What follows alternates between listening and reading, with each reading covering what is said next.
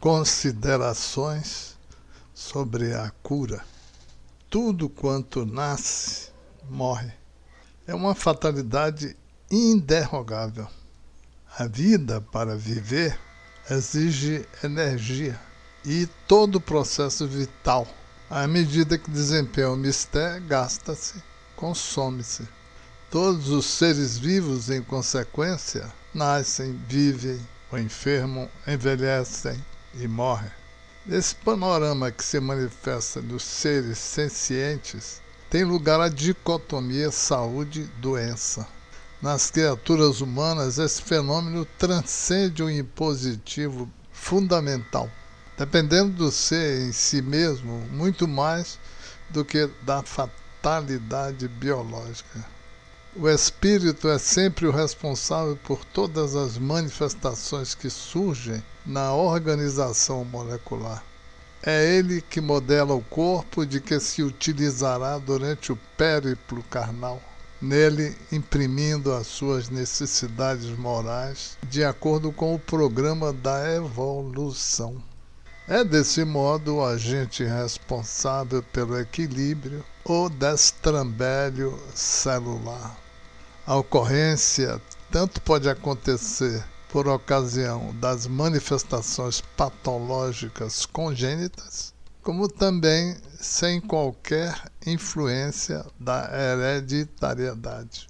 Em muitas ocasiões, por impositivo da lei de afinidade, o espírito é atraído para os futuros genitores, junto aos quais tem compromissos que lhe oferecem os genes propiciatórios à instalação das formas degenerativas ou não, de que se revestirá para os resgates que lhe são necessários. A presença, portanto, dos fenômenos graves de disfunções teratológicas decorre dos títulos infelizes referentes aos comportamentos desastrosos em existências transatas.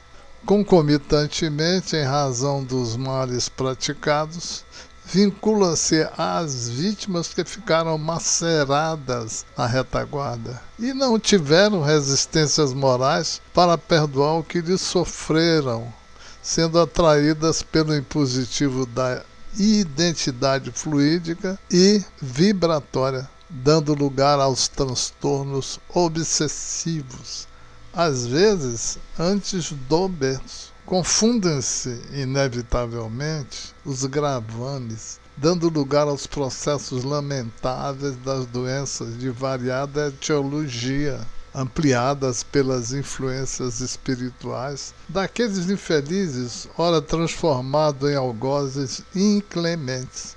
Desde priscas eras, os seres humanos, inspirados pelos espíritos nobres, compreenderam essa intercorrência, dando origem ao xamanismo, às pagelanças, por cujo conhecimento da vida espiritual elaboraram alguns processos de cura das enfermidades derivadas do convívio com os desencarnados. Em sofrimento. Variando de denominação, os mortos influenciavam os seres humanos, sendo afastados, quando tal acontecia, através de métodos compatíveis com o seu estado de lucidez ou de ignorância. Surgiram então os cerimoniais, os exorcismos, as técnicas variadas que o Espiritismo aprimorou nos memoráveis diálogos com os desencarnados, nas reuniões mediúnicas especializadas, através de sensitivos adestrados e devotados à prática do bem. Jesus, por conhecer a causalidade das ocorrências, usava sua autoridade moral para a aplicação da terapêutica do amor, libertando os enfermos não somente das influências maléficas, como também das deformidades e degenerescências orgânicas. Os extraordinários casos de pacientes cegos, surdos e mudos, da atormentada hemorroíça, do portador de mão mirrada, demonstram o seu poder de agir nos tecidos sutis do perispírito, precipitando o movimento das moléculas que restauravam os órgãos. Nada obstante, sempre advertia aos recém-curados que preservasse a saúde moral, a fim de não esculpirem no organismo danos mais graves em decorrência da conduta insana. A enfermidade, no entanto, não é um castigo ou punição divina de que o padecente se deve libertar de imediato. Possui uma função mais significativa, que é trabalhar os valores morais, aprimorá-los, enquanto desenvolve resistências íntimas para os futuros embates evolutivos. Na atualidade, graças às conquistas da ciência e da tecnologia médica, aos saneamentos básicos, às contribuições da alimentação correta e aos programas de exercícios equilibrados, várias enfermidades dizimadoras têm recebido consideração adequada, algumas das quais já foram eliminadas, enquanto a vida física tornou-se mais longa e melhor. Entretanto, não tem havido correspondente desenvolvimento moral, equilíbrio ético nos relacionamentos e serviços de dignificação, proliferando os vícios doirados, a frivolidade e os desvios para os crimes, alguns hediondos.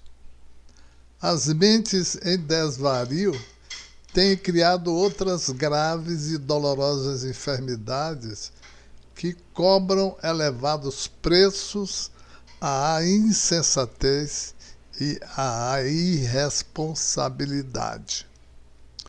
Pululam os transtornos emocionais, os de natureza psíquica, assim como os tormentosos fenômenos cardiovasculares, neoplásicos, gástricos, ao lado dos males degenerativos e infecções que atingem cifras alarmantes. O Espiritismo chegou à Terra para iluminar as consciências e consolar as emoções em desespero, sustentando os fracos e fortalecendo-os para oferecer conforto aos desesperados pela ausência física dos afetos que a morte lhes arrebatou do convívio, para curar os corpos e proporcionar bem-estar para um bem viver aprazível. A fim de ser conseguido o mistério, a revelação espírita objetiva essencialmente o trabalho de renovação moral para melhor de cada qual, para a melhora de cada qual, de construção edificante e assim com um amealhar de valores elevados. A cura das enfermidades antes de ter prioridade no conceito espírita, é menos relevante porque possui um caráter secundário ante o impositivo princípio do paciente, o espírito do qual procedem as ondas vibratórias contínuas que lhe proporcionam o equilíbrio ou o desconcerto celular. Comprova-se em outras áreas na ciência médica que o pensamento é portador de força ainda não totalmente mensurada. A sua intensidade sobre a organização física, emocional e psíquica responde pelas ocorrências na área da saúde. Cada um vive, portanto, sem dar-se conta no continente mental e experiência na forma física, tudo quanto cultiva no pensamento. Contribui-se espiritualmente para que as pessoas despertem para a sua realidade, é dever que se impõe a todo discípulo do Evangelho restaurado, que advoga a lei de causa e efeito como responsável por todos os acontecimentos humanos. Prometer-se curas mediante as técnicas fluidoterápicas é maneira ineficaz para a boa propaganda da revelação dos imortais. O paciente recuperado que se não modifica interiormente volta à ribalta do sofrimento em decorrência da irresponsabilidade. Ademais, nem todo doente se recuperará, em razão da necessidade evolutiva no estágio de resgate em que se encontra, vivenciando expiação redentora. É compreensível a busca e a oferta de milagres na área da saúde. No entanto, a atitude correta é sempre a da cura interior, da instalação da saúde espiritual, que sempre proporciona paz e alegria, mesmo quando sob a injunção do sofrimento. A biomédica, por sua vez, recomenda que a saúde integral é preservada quando os indivíduos mantêm condutas saudáveis, tanto do ponto de vista físico como do ponto de vista emocional, cultivando pensamentos elevados que proporcionam clima de alegria e de paz. O cultivar de tormento de qualquer natureza, desde a moderna e vulgar área do erotismo, assim como da drogadição em fuga da realidade, a manutenção das paixões dissolventes, a cultura do ressentimento e do ódio, da competição desleal para a conquista das migalhas financeiras e dos destaques ilusórios na sociedade, evidentemente criam transtornos nas neurocomunicações, com a consequente presença de tóxicos mentais que desorganizam o raciocínio e contribuem para alguns distúrbios emocionais e também orgânicos. A somatização de problemas responde pela presença de diversas enfermidades geradas pelo comportamento do paciente, dando lugar aos distúrbios gástricos, respiratórios, cardíacos e psicológicos. A saúde mental é essencial para a conquista das outras expressões do bem-estar.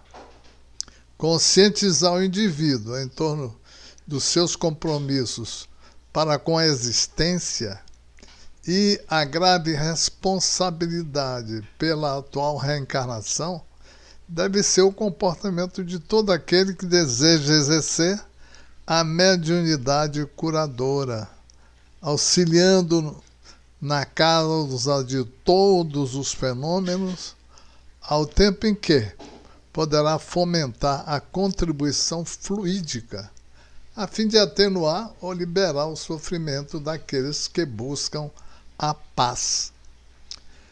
Mantendo, porém, o esclarecimento de que a cura de um órgão não significa saúde real, porque o problema moral não resolvido ressurgirá em outro aspecto, em forma de nova doença.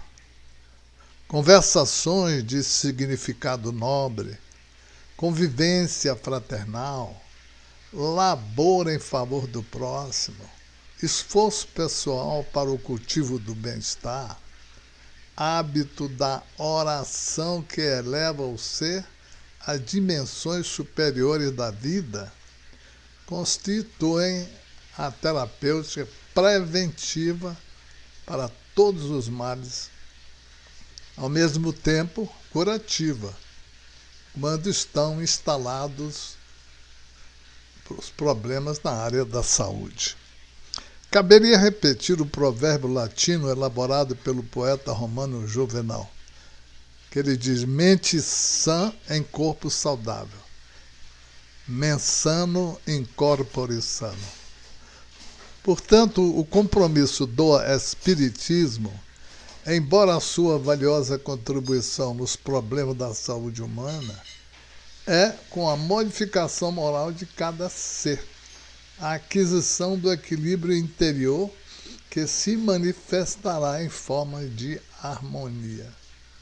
Além do mais, ter-se sempre em vista que uma existência, mesmo saudável, por mais longa que seja, alcança o final, consumida pela fatalidade da morte ou desencarnação. Estar-se preparado para o mais além é a proposta sublime da revelação dos imortais. Texto do espírito Manuel Filomeno de Miranda, através da psicografia de Divaldo Pereira Franco, na reunião mediúnica de 26 de fevereiro de 2014, no Centro Espírita Caminho da Redenção, no bairro Pau da Lima, Salvador, Bahia. Muita paz. O segredo da saúde mental e corporal está em não se lamentar pelo passado, não se preocupar com o futuro, nem se adiantar aos problemas, mas viver sábia e seriamente o presente. Você é o único responsável pela sua saúde física, mental e espiritual. O equilíbrio entre estas três dimensões é o que proporciona a saúde plena. Doutrina espírita ou espiritismo. Para designarem coisas novas, são precisos termos novos. Assim o exige a clareza da linguagem, para evitar a confusão inerente à variedade de sentido das mesmas palavras. No Evangelho segundo o Espiritismo, no capítulo 3, há muitas moradas na casa do Pai. A casa do Pai, do meu Pai, é o universo. As diferentes moradas são os mundos que circulam no espaço infinito e oferece aos espíritos que neles encarnam moradas correspondentes ao adiantamento dos mesmos espíritos. Muita paz para todos.